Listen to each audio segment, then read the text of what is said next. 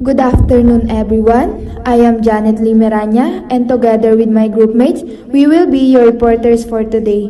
And we will going to discuss the chapter 2 of Philippine history. And our topic is all about content and contextual analysis of selected primary sources in Philippine history. Learning objects to familiarize oneself with the primary documents in different historical periods of the Philippines. To learn history through primary sources, to properly interpret primary sources through examining the content and context of the documents, to understand the context behind each selected document.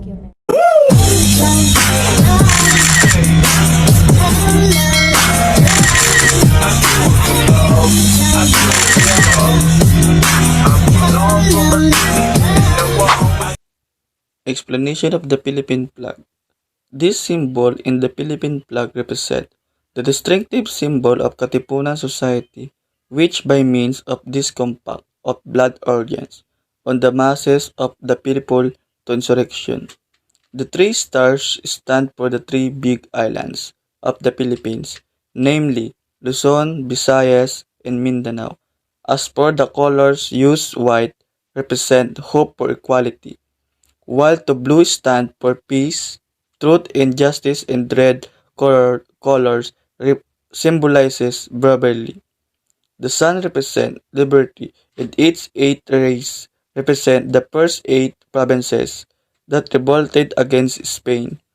The three stars stand for the three big islands of the Philippines, namely Luzon, Visayas, and Mindanao.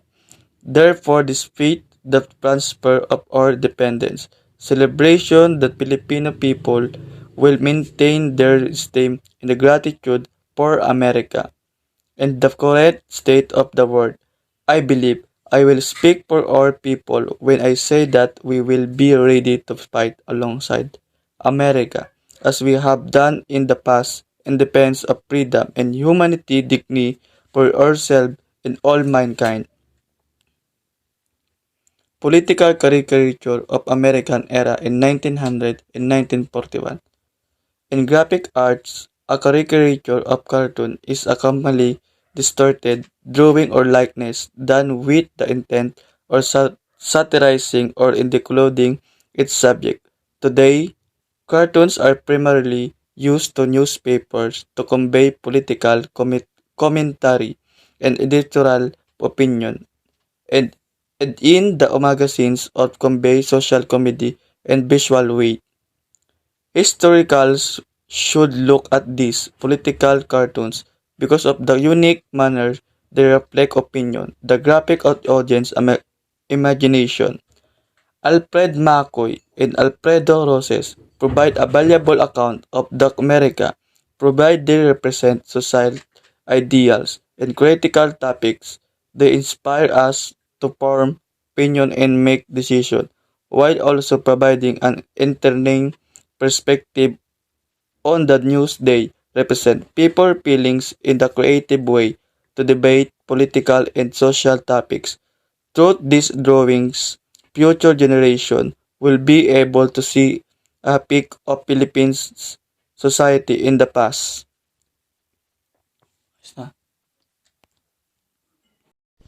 The first example shown above was published in The Independent on May 20, 1916. The cartoon shows a politician from Tondo named Dr. Santos passing his crown to his brother-in-law Dr. Barcelona. A Filipino guy, as depicted wearing salakot and barong Tagalog, was trying to stop Santos, telling the latter to stop giving Barcelona the crown because it is not his begin with. On May 20, 1916, independently, a cartoon was published which was represent a politician from Tondo by Dr. Santos. There was a intro there which is a Filipino says that it is not suitable to pass the crown to the brother-in-law of Dr. Santos. The second cartoon was also published by The Independent on June 16, 1970. This was drawn by Fernando Amorsolo and was aimed by a commentary to the working of Manila Police at that period. Here, we see a Filipino child who stole a skinny chicken because he had nothing to eat. The police officer was recently pursuing the said child. A man wearing a salakot, labeled by Juan de la Cruz, was grabbing the officer, telling to him to trouble the small-time pickpockets and thieves and to turn at the great thieves instead. He was pointing to huge warehouses containing bulks of rice, milk, and grocery and products. On June 16, 1917, Fernando Amorsolo drawn the second cartoon in Commentary to Police of Manila. Then he helped the child because it has no food to eat. The third cartoon was a commentary on the unprecedented cases of colorum automobiles in the city streets. The Philippine Free Press published this commentary when fatal accident involving colorum vehicles and taxis occurred top 10 already. According to the LTFRB, a private motor vehicle operating as PUV but without proper authority from the LTFRB. A PUV operating outside of its approved route or area without a prior permit from the board or outside the exception provided under existing memorandum. The fourth cartoon depicts a cinema. A blown-up police officer was at the screen saying that couples are not allowed to neck and make love in the theater. Two youngsters look horrified while an older couple seem amused. Young people as early as the period distributed the conservative Filipino mindset by engaging in the daring sexual activities in public space like cinemas. Here we can see how that period was meeting point between the conservative past and the liberated future of the Philippines. The next cartoon was published by Independent on 27 November 1915. Here we see the caricature of Uncle Sam riding a chariot pulled by Filipinos wearing school uniforms.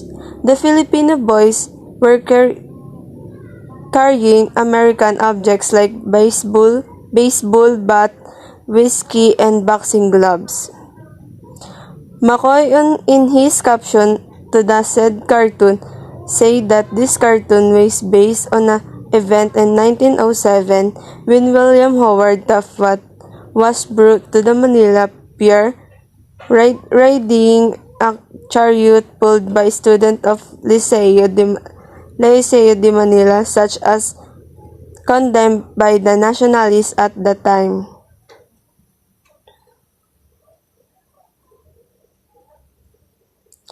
Uncle Sam, surrounded by men bemoaning the woes of the United States. At that time, the death rate from Syracuse was nearly 30 per 1,000 men. This rate dropped to about 11 per 100,000 by 1929 when prohibition had been in effect for nearly a decade. Uncle Sam rationing porridge to the politicians and members of the Progresista Party, something known as the Federalista Party, while members of the Nacionalista Party look on and wait for their turn.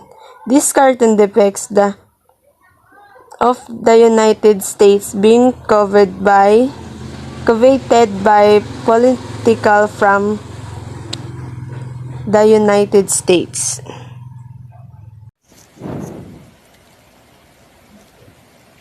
Corazon Aquino speech before the U.S. Congress. When the former President Corazon Aquino spoke before a joint session of the United States Congress in September of 1986, the dust was only beginning to settle.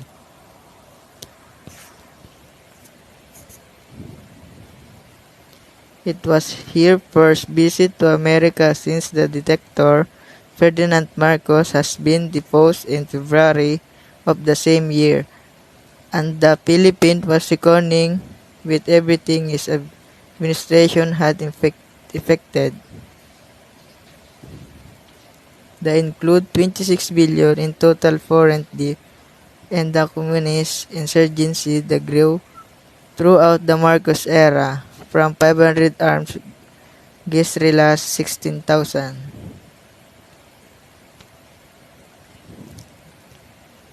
Addressing the House, she delivered a historic speech that managed to sway in our favor the vote for an emergency 200 million in appropriation.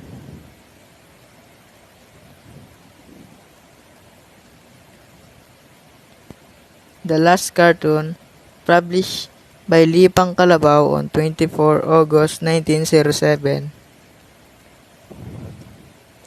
In the picture, we can see and see some donation forage to the politician and the members. On the Progrista Party, sometimes known as Ferdinandist Party, when member of the Nationalist Party won.